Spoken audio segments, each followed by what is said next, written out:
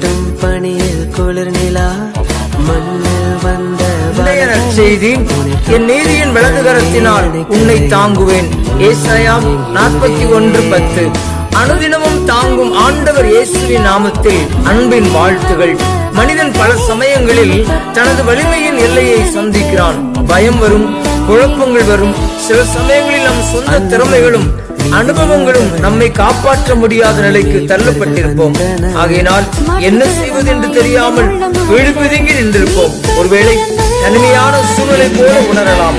ஆனால் அந்த நேரத்தில் தான் ஆண்டவர் நமக்கு சொல்வது, பயப்படாதே, என் நீதியின் வலதுகரத்தினால் உன்னை தாங்குவேன் என்கிறார்.